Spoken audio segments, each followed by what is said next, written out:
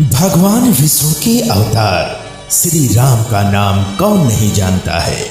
रामायण महाकाव्य के रचयिता महर्षि वाल्मीकि ने अपने ग्रंथ में लिखा है कि भगवान श्री राम में वैदिक सनातन धर्म की आत्मा कहे जाने वाले सभी गुण विद्यमान हैं। भगवान राम को पुरुषों में सबसे उत्तम पुरुष अर्थात मर्यादा पुरुषोत्तम भी कहा जाता है।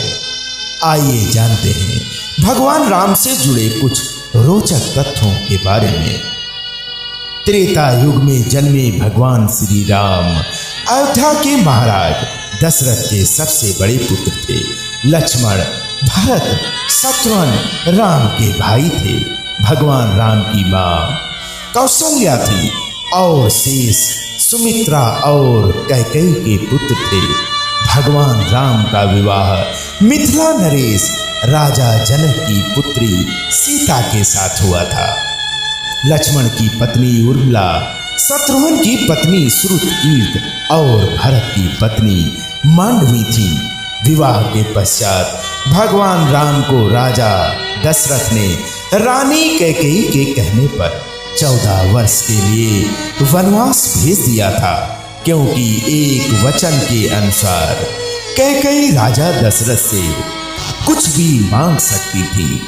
तो रानी कैकेयी ने दासी मंदोदरी के उकसाने पर भरत को अयोध्या का राजा बनाने और राम को वनवास देने की इच्छा जताई और पिता की आज्ञा का पालन करके भगवान श्री राम सीता और लक्ष्मण के साथ वन की ओर चले गए।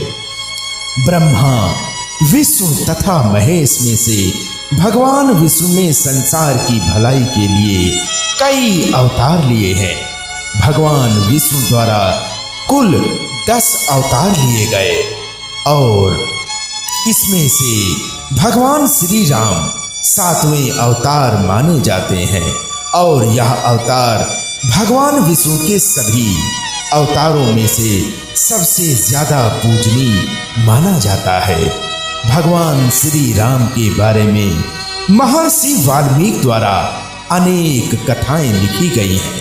वाल्मीकि के अलावा प्रसिद्ध महाकवि तुलसीदास जी ने भी श्री राम के महत्व को लोगों को समझाया है और भगवान श्री राम ने कई ऐसे महान कार्य किए हैं जिसने हिंदू धर्म को एक गौरवमयी इतिहास प्रदान किया है।